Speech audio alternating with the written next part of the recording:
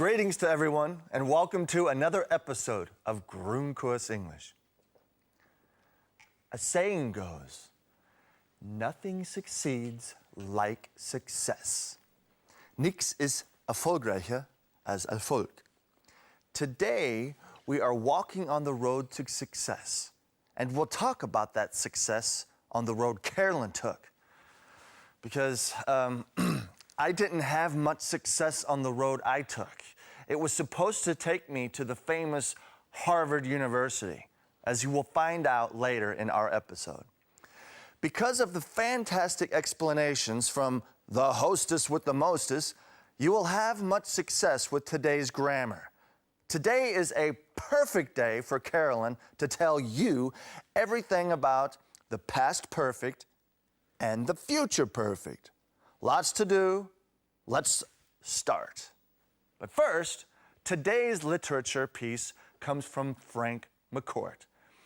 He comes from a poor background and worked really hard to become a great teacher and a well-known author. Today, he is a bestseller author, and in his memoirs, he describes his first experience as a teacher. As all teachers know, it's not always easy to be on the other side of the desk. I ate the sandwich. It was my first act of classroom management. My mouth, clogged with sandwich, attracted the attention of the class. They gawked up at me, 34 boys and girls, average age 16. I could see the admiration in their eyes. First teacher in their lives to pick up a sandwich from the floor and eat it in full view. Sandwich man. In my boyhood in Ireland, we admired one schoolmaster who peeled and ate an apple every day and rewarded good boys with a long peel. These kids watched the oil dribble down my chin to my $2 tie from Klein on the Square. Petey said, "Yo, teacher, that's my sandwich you ate." Class told him, "Shut up. Can't you see the teacher is eating?" I licked my fingers. I said, "Yum," made a ball of paper bag and wax paper, and flipped it into the trash basket. The class cheered. "Wow," they said, and "Yo, baby," and "Man, look at that. He eats the sandwich. He hits the basket. Wow." So this is teaching. Yeah, wow. I felt like a champion. I ate the sandwich. I hit the basket. I felt I could do anything with this class. I thought I had them in the palm of my hand. Fine, except I didn't know what to do next.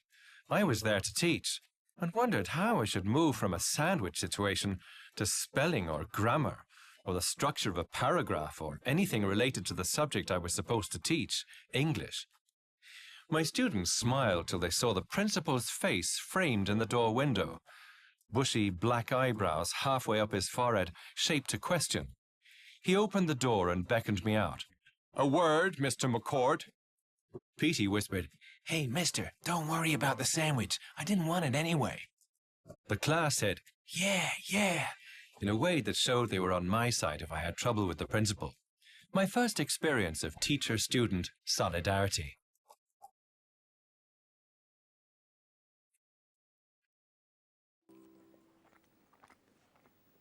Oh, are we on air?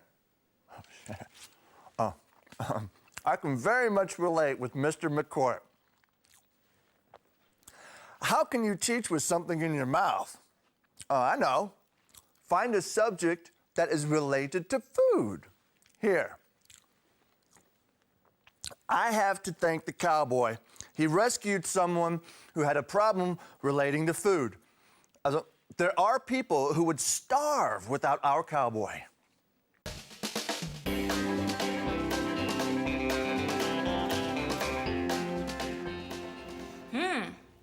Who would have thought that this would be such a delicious breakfast with your biscuits? I didn't know what you were talking about when you invited me over.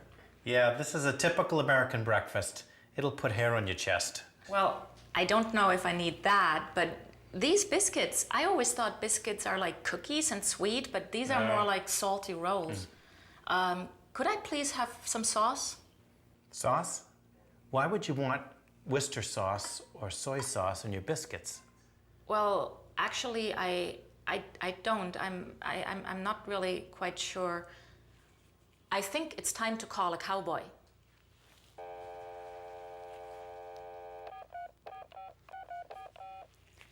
Hello, cowboy. I have problems communicating. Could you please come to my rescue?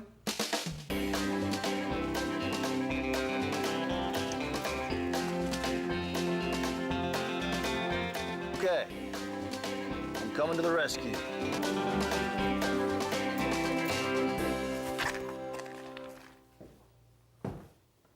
What seems to be the problem, ma'am? Nice hat, cowboy. Thank you, ma'am.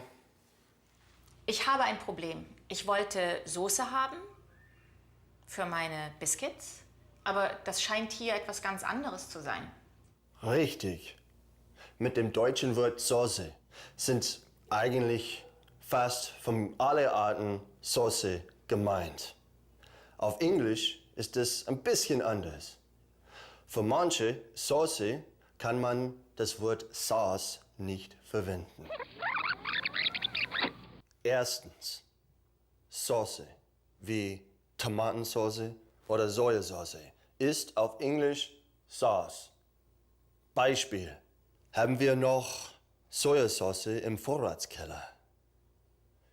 Do we have any soy sauce in the basement? Zweitens, Bratensauce ist immer Gravy. Beispiel: Kannst du bitte die Bratensauce über die Kartoffeln tun? Can you please put the gravy on the potatoes? Drittens, Salatsauce ist immer Dressing. Beispiel: Ich mache immer die Salatsauce mit Essig und Öl. I always make the salad dressing with vinegar and oil. Thank you, cowboy. Now I know the difference between sauce and Soße. You're welcome, ma'am. And just remember one thing. If you find yourself in a hole, the first thing you do is stop digging. The second thing you do is call a cowboy.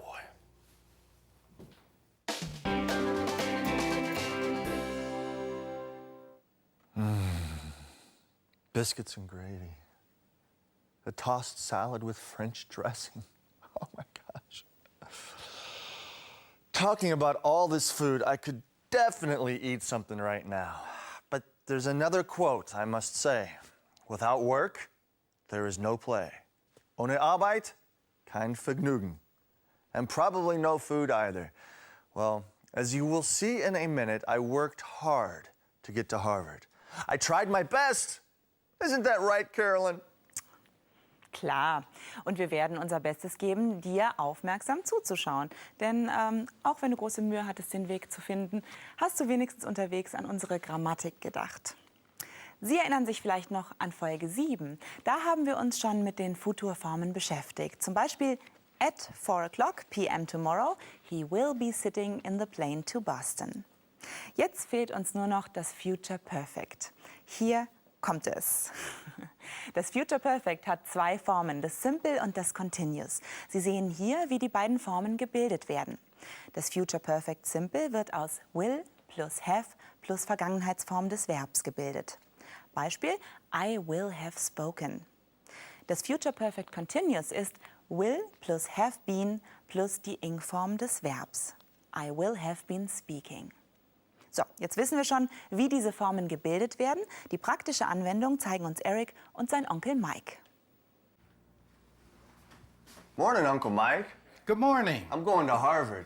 To study? No, to visit. I've never been there before. I really want to see it. Harvard is a beautiful university. Have you seen my map? No, by the time you find your map, I will have finished with the washing up. Found it. Well, hopefully by noon, I will have reached Harvard. Let me show you the way I'm going to get there. Wow, that's quite a trip. Yeah, it is. By the time you get there, you will have lost your patience. Oh, Uncle Mike, I'm not a little kid anymore. I'm off. Oh, when do you plan on doing the shopping? Tonight. Okay. Bye. See you later. By the time he gets there, I will have done all the shopping. Poor guy. Indeed, poor guy. And poor us. Wir müssen jetzt nämlich die Futurformen daraus ziehen. Aber das machen wir locker, ich verspreche es. By the time he gets to Harvard, I will have done all my shopping. Hier haben wir das Future Perfect. Will plus have plus past participle. I will have done. Wichtig in diesem Satz ist auch by the time. Das ist ein Zeitpunkt, der in der Zukunft liegt. Onkel Mike ist sicher, zu dem Zeitpunkt, zu dem Eric Harvard erreicht haben wird, ist er mit Einkaufen fertig. Deshalb auch das Future Perfect Simple. Das verwenden wir, wenn es um eine Handlung geht, die zu einem bestimmten Zeitpunkt in der Zukunft abgeschlossen sein wird. Das Future Perfect Continuous ist die Verlaufsform des Futurs. Die verwenden wir, wenn etwas in der Zukunft noch andauert. Ich erlasse Ihnen die Einzelheiten an dieser Stelle. Das Future Perfect Continuous wird sehr selten verwendet. Aber lesen Sie es im Buch trotzdem einmal nach. Wenn man über die Zukunft spricht, muss man auch über die Vergangenheit sprechen. Wir haben nun das Future Perfect abgeschlossen. Damit fehlt uns nur noch das Past Perfect. Aber erstmal brauche ich ein Päuschen und übergebe vertrauensvoll an Eric. Perfect. So far, so good, isn't it? I'm on my way to Harvard. Have you ever seen the very successful movie Casablanca? Humphrey Bogart and Ingrid Bergman meet, and then Bogart says his famous sentence, "Here's looking at you, kid." Auf Deutsch, ich schau dir in die Augen, Kleines. I say it again, Sam.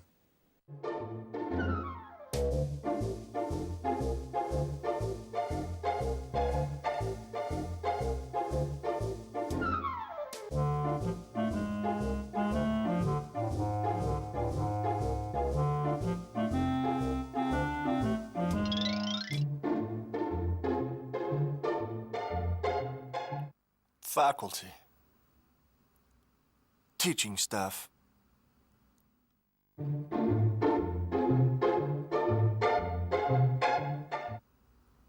Grade.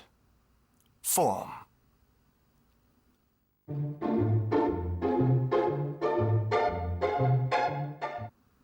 Grade. Mark.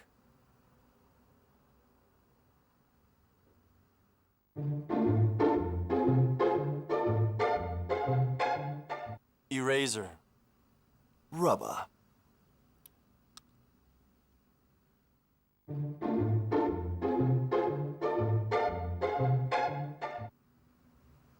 High school. Secondary school.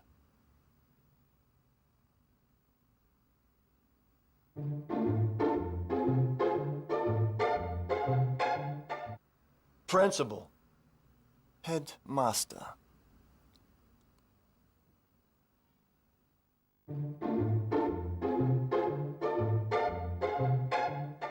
Semester. Term.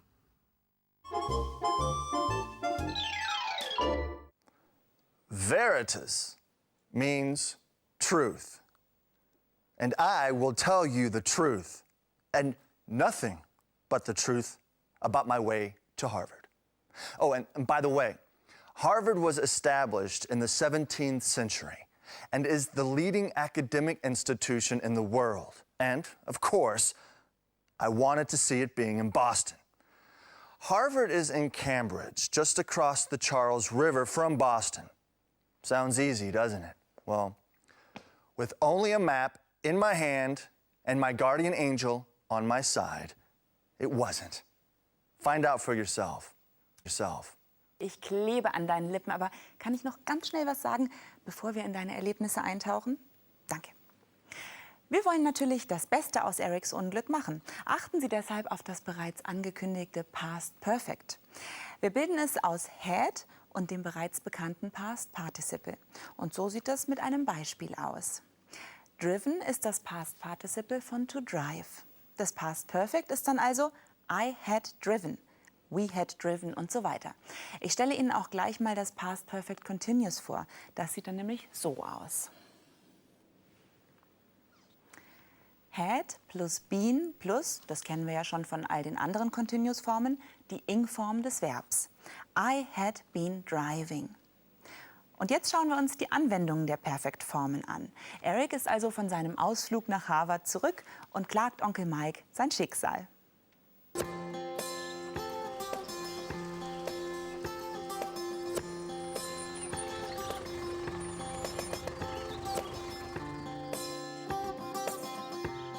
Hey, Uncle Mike. Hi, finally, huh? Certainly took you a while. Man, I'll tell you what. It took a lot longer than I thought. It's not easy getting around in Boston. I thought I had it all right. I'd walked down Somerset Street for 1 block when I took a left on Cambridge Street. I had been walking down Cambridge Street for exactly 10 minutes, just like the guy had told me to do, when I took another left on Embankment Road. Why didn't you have a GPS with you? GPS. I like maps. I like paper. Call me old-fashioned, but I like maps. I really thought I was following the directions correctly when all of a sudden I saw the same building 3 times. I had been walking around in circles for 2 hours. And then I quickly thought to myself, Eric, you're going the wrong way. Turn around. And you thought you had to turn around quickly. No, I thought quickly. You just had a bad day. No, I always know where to go, but not in Boston.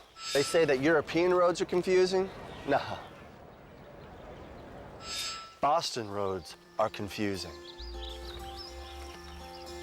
Is that for me? Sure. Cheers. Oh, man. Good old Uncle Mike. Der weiß einfach, wie er unseren Eric trösten kann. Aber das war doch mal wieder typisch, oder? Alle Leute haben Eric falsche Anweisungen gegeben und es hat nichts, aber auch gar nichts mit Erics schlechtem Orientierungssinn zu tun. Aber egal. Wir schauen uns ohne jede Wertung selbstverständlich die Grammatikteile an. I had walked down Somerset Street for 1 block when I took a left on Cambridge Street. So, da haben wir also nun das Past Perfect Simple, auf Deutsch die einfache Form der Vorvergangenheit. Der Name sagt es schon, die Vorvergangenheit verwenden wir, um klarzumachen, dass eine Handlung vor einer anderen in der Vergangenheit stattgefunden hat. Oft wird das Past Perfect Simple zusammen mit der einfachen Vergangenheit, dem Past Simple, verwendet. Eric macht das auch. I had walked und took. So sagt Eric also, dass er zuerst die eine Straße runtergelaufen ist, bevor er nach links in die andere eingebogen ist. Das macht also die Reihenfolge der Ereignisse klar. Vorvergangenheit, Vergangenheit, Präsens. Auf einem Zeitstrahl sieht das dann so aus. Zuerst kommt das Past Perfect, dann das Past Simple und dann das Present Simple. Den Zeitunterschied zwischen den Handlungen signalisieren dabei oft Wörter wie diese, die ich hier auf der nächsten Grafik für Sie habe. After, already, before, so as, when. Noch ausführlicher finden Sie die Grammatik wie immer im Internet und im Begleitbuch. Übrigens wird statt I had meistens die Kurzform I'd, you'd und so weiter verwendet. Ich würde ja jetzt dazu neigen, das Past Perfect Continuous auch noch schnell zu machen, aber ich glaube, Eric hat da andere Pläne, oder? You are absolutely right, Carolyn. And I want to go to New York. Dun, dun, dun, dun, dun, dun, dun. If I could make it there, I could make it anywhere. Oh, well, that's why I'm here and not on Broadway. So before I kill all of your ears, let's go into the English world. Today we will visit the East Coast of the United States.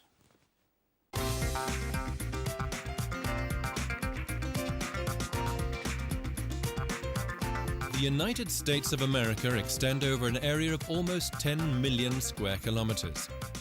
More than 300 million people live here. New York's Statue of Liberty, a landmark standing for freedom and unlimited opportunity. Together with Ellis Island, it is a UNESCO World Heritage Site. It was here, on Ellis Island, where the former Immigration Authority office was, that many immigrants first stepped on American soil. With more than 8 million inhabitants, New York is the biggest city in the USA. Whether shopping or sightseeing in Manhattan, countless numbers of tourists pour into the city that never sleeps. The center of power lies in Washington, D.C. The White House is where the seat of government resides.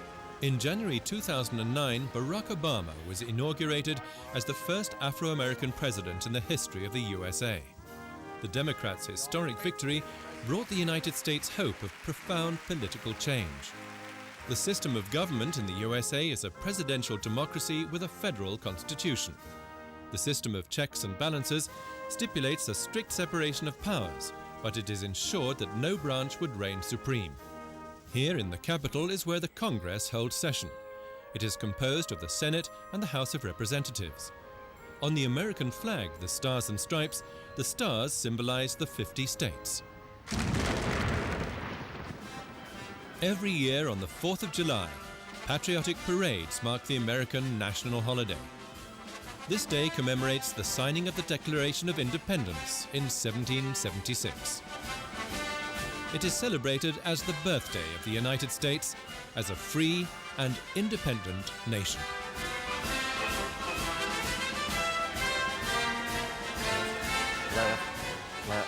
We Americans just love parades. Independence Day is not the only day where we have one. Homecoming, Settlers Day, Thanksgiving Day, to only name a few. We basically have parades on any given holiday. And for some reason, there are almost always cheerleading squads and bagpipe players marching in them. Eric?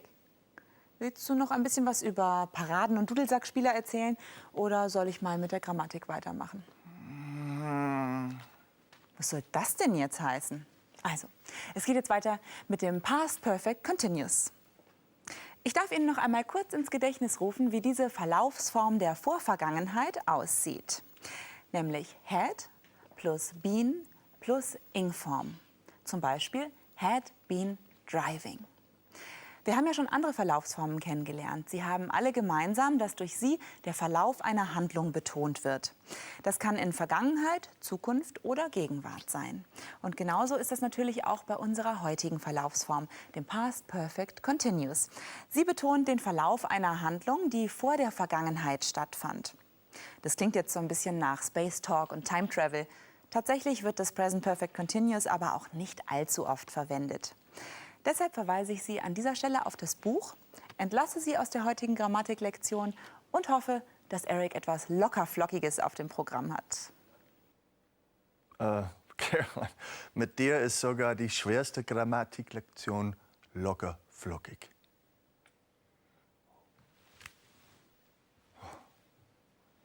Okay, but I do have some lighter topics for you. Let me just finish my text, then I'll be right with you. Actually, I have a better idea. Why don't we visit the Bavarian in Boston, and in the meantime, I can finish my text.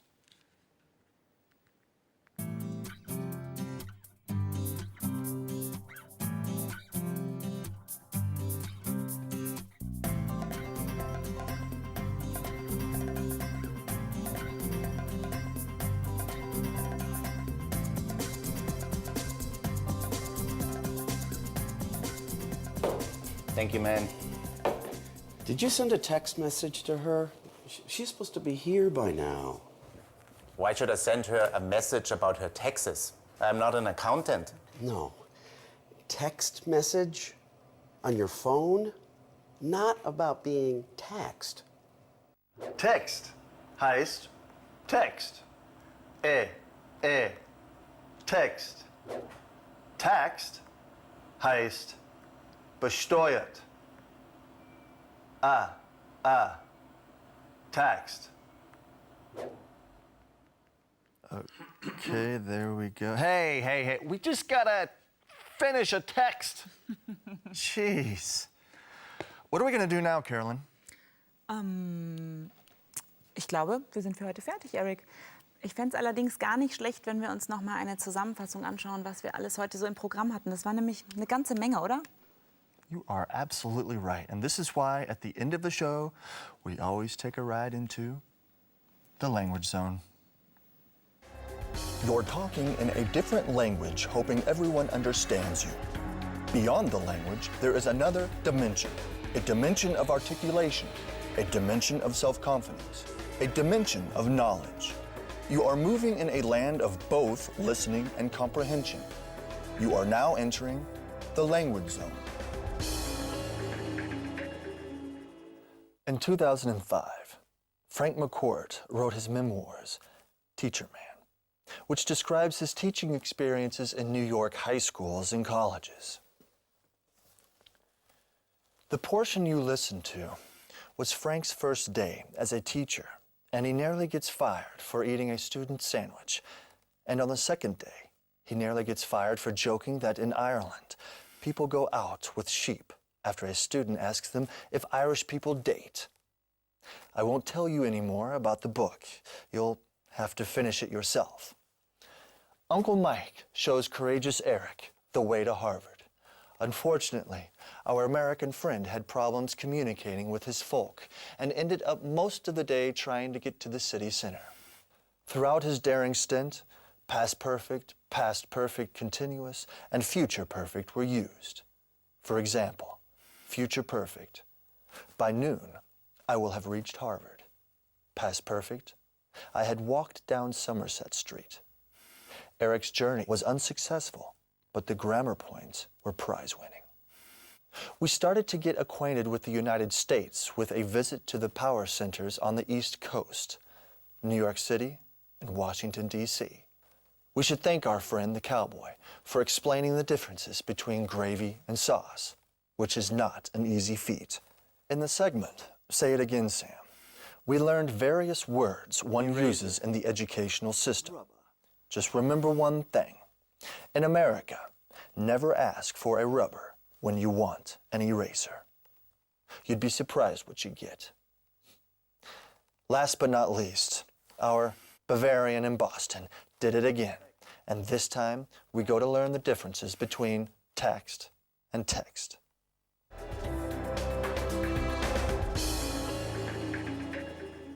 Ja, da gibt es eigentlich nichts mehr hinzuzufügen, oder? No, he pretty much said it all, and it was perfect. And with this, we bid you farewell and hope to see you again. See you soon, good luck, and Auf Wiedersehen.